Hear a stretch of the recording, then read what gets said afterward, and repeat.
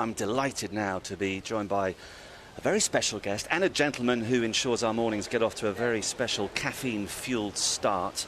Marco Lavazza is the Vice President of Lavazza, whose stand we're sitting in at the moment and whose coffee is an essential part of our broadcast. There are other good coffee companies, of course, but the cappuccino I had this morning, well, all three of them, to be honest, was wonderful. And next to him, a sporting legend who provided us with some truly magical moments on court over the years, the 1992 Wimbledon champion, Andre Agassi. Good morning to you. Good morning. I haven't had my second cup, so I'm not quite as thrilled as you at the moment. I'm flying.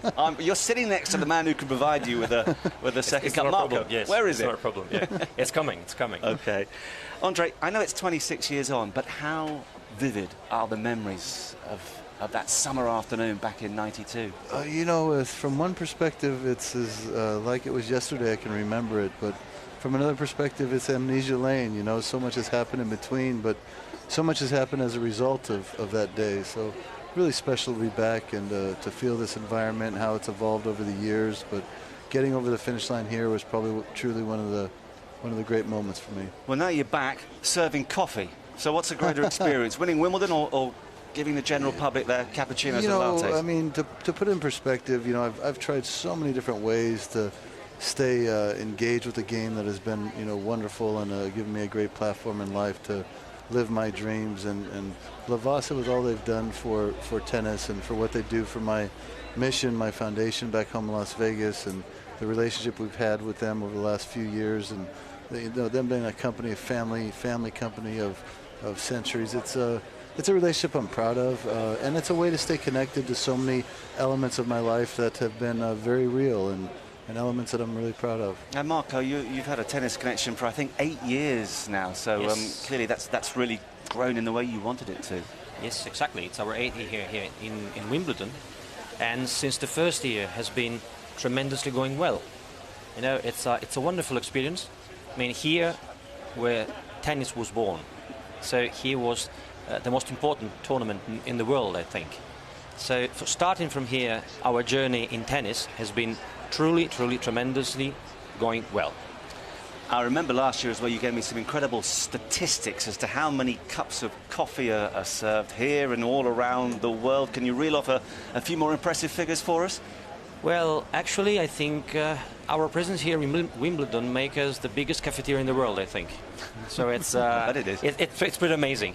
It's not bad. It's busy, and I mentioned there's an extra vibrancy in the queue this morning. I think everyone's made sure they've had at least a couple of cups to keep them going. We've got a lot of questions, Andre, that have come in via Twitter that I want to ask you indirectly in just a moment.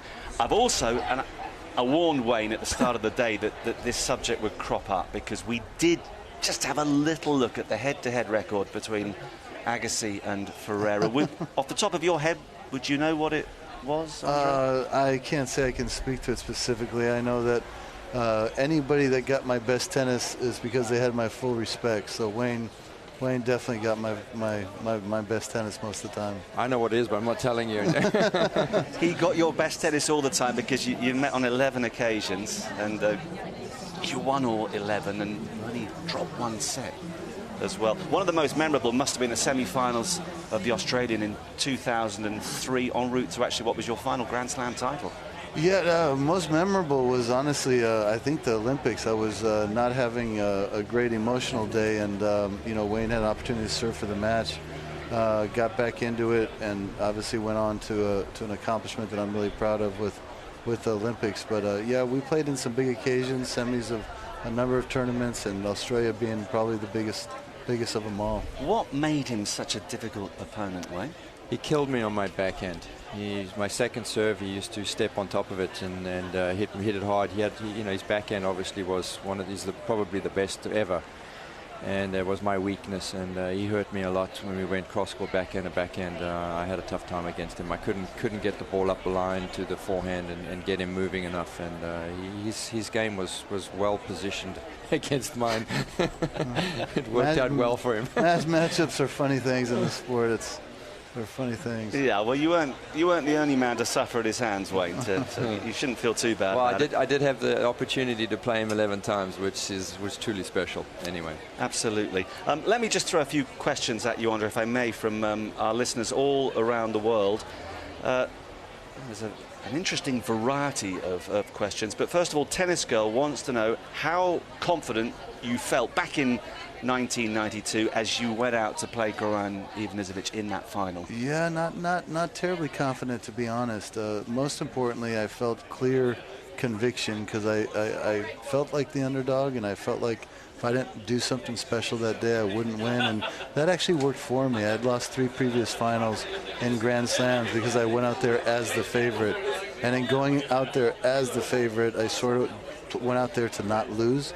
And when I played Goran, I felt like I needed to do that one little extra special thing, and I went out there to try and just win, kind of accepting if I didn't, I didn't. And as a result, I think that day really taught me how to get over the finish line. Yeah, because the strange thing was, everyone thought, yeah, you're going to be a Grand Slam champion, but it was never going to be Wimbledon, certainly first up, was it?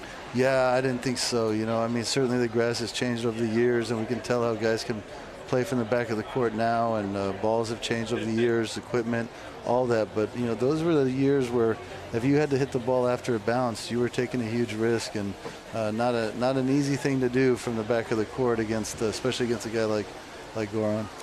Bohemia has tweeted in, wants to know if you consider coaching at a high level again. Of course, you had a brief association with Novak not so long ago. Yeah, that's right. You never say never. I never thought I was going to do it with Novak. When he reached out, he was really persistent. He can be as stubborn as the best of them, no doubt. And he talked me into helping him, and I tried, and hopefully I did. Hopefully we had some hard conversations, some real gut reality checks, and at times, and most of the time, agreeing to disagree, which is fine, and that's part of the deal. But he sure started to look really good in Queens, and he's an easy guy to like. I got close to him and root for him still. Do you think he'll get back to the top of the game? Well, if he wants to, yeah. If he's clear on what he's doing, and his days are building on each other. His talent is undeniably what it is. He's 31, going on 25 physically, and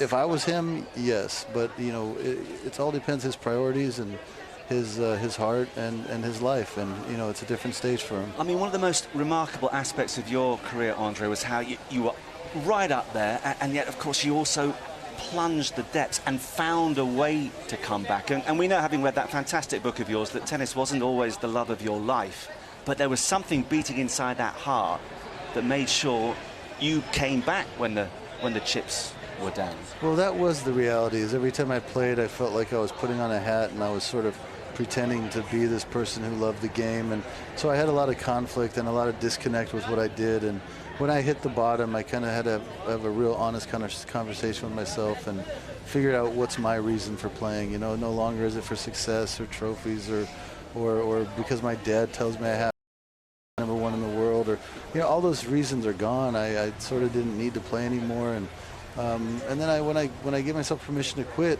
I kind of rebelled against myself and said, you know what, I'm going to find my reason. Maybe that's what I need to do. A lot of people don't get to choose their lives. Maybe it doesn't mean I can't take ownership of it. So I set about building a school in my hometown of Las Vegas, and it was a Herculean effort to do, and my focus became about those children who really don't have choice in their life. And I think I got out of my own way at that point and started to really grow up. And how many children have you been able to help over the years?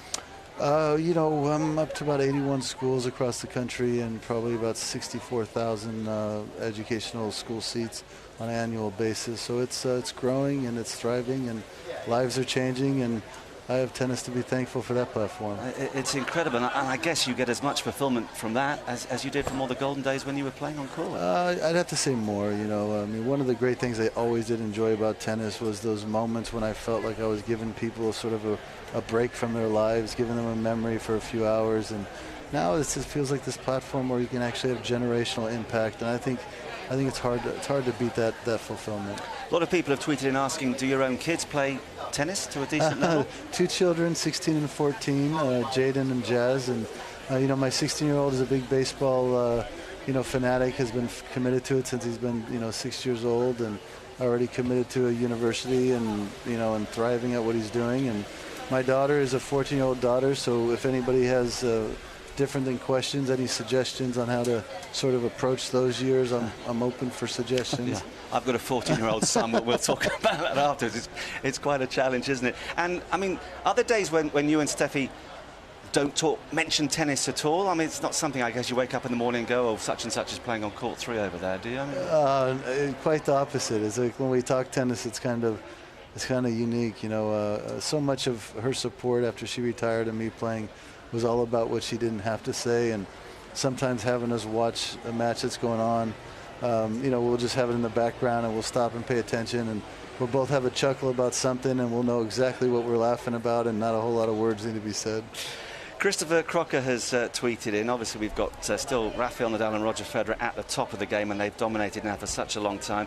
His question: what's missing from the next generation? No consistency, he suggests. They almost seem scared to break through. Well, I mean, you have to almost blame those guys for being the reason why the next generation can't break through. I mean, they really have taken the game to a new level, and you can't expect the sport to make those kind of leaps and bounds every time a generation kind of ends. You see these peaks and plateaus and peaks. I mean, when Pete won 14 Grand Slams, nobody ever thought, geez, when's the next time we're going to see somebody do this and win this many Wimbledons? Now Roger going for what is his 8th or more, and ninth, yeah. and Rafa going getting his 11th in Paris. I mean, these guys have pushed the game to unparalleled heights, and I think it's an unfair bar for the. I wouldn't want to be the next generation. Let me put it that way. But again, tennis comes around, and you'll see some special ones. But you're talking about two of the greatest in not just a generation, but really in a century. I mean, you don't see that too often. Of course, everybody wants to know who you think is going to win this year. So, do you fancy Roger for a 9th? Well, I'm really going on the limb, and I'm going to say that it's going to shock everybody. But I think Roger's going to win this thing. I mean, it's, I know that's. No, that's kind of sarcasm. Yeah, well, listen, we just need a decent bit of punditry here, because our supposed experts have been either forgetting the names of their tips, or in Jill Krabus's case, she went Juan Martín del Potro and then confessed this morning that actually she'd written down Roger Federer. So actually, I'm just glad you're giving us a proper answer. What about on the women's side of things? Kvitova is the favourite. Would you go along with that?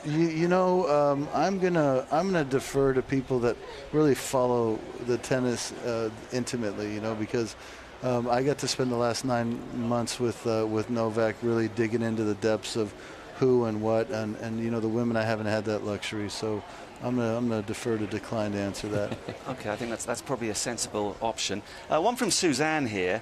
What was your favourite outfit or shoe that you ever wore on tour? Well, my favorite outfit probably was the first hot lava one with or pink. It had the pink spandex with. Oh yeah. Yeah, I love those. I did enjoy the jean tennis shorts, but I think I kicked it up a notch with the hot lava, and the shoes. Quite frankly, I played with these shoes right out of the blocks when I was like 17, 18 years old, that had the Velcro around the front of the toe. Yeah. I'm dropping the name, which Nike's going to be very upset about for me forgetting the name, but I loved it as a leather stretched. You could also tighten it around the front edge of your feet, and man, those things felt good when they were worn in. And I remember the expectation and anticipation when you arrived at Wimbledon, first of all. What were you going to wear? Of course, there are very strict rules here, but clearly you appreciate the tradition of this place as much as anyone else. Well, I think as you get older, you start to really have a strong appreciation for tradition and what it means. And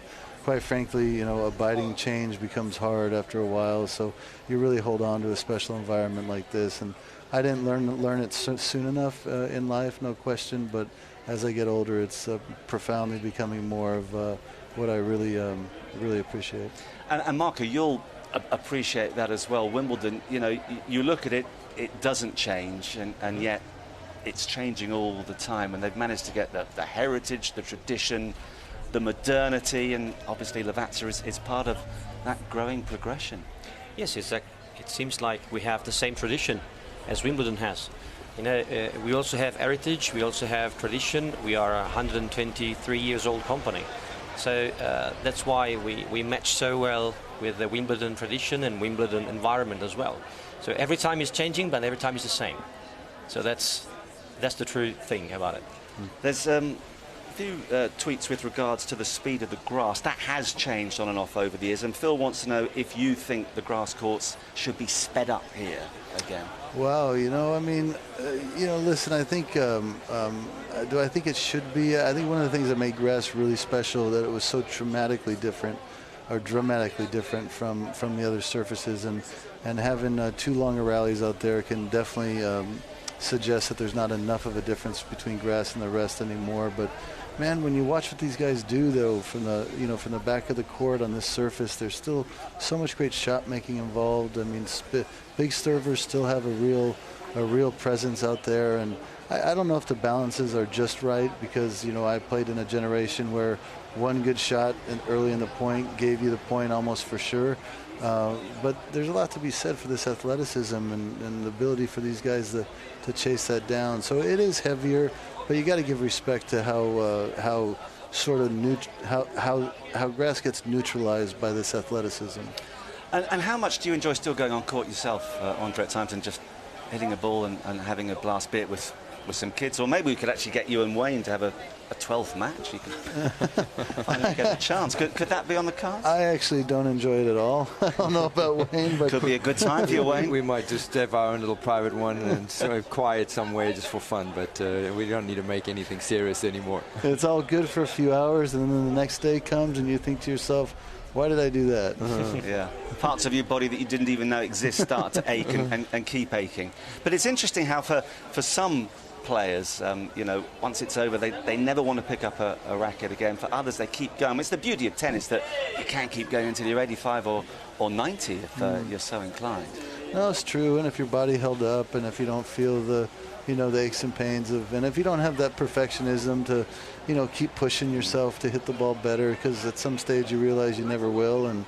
And once I lose that inspiration, it certainly doesn't inspire me to get out there. I can understand that. Well, listen, Andre, it's been an absolute pleasure to have you with us, and we wish you all the best with the fantastic work you're doing with all those children back home, and your excellent work with Lavazza as well. Marco, thank you very much for coming. And Andre can go back and serve a few more cappuccinos to some thirsty people in the queue. I'm going to go now. drink one first. Yes. Cheers. Thanks so much. Pleasure.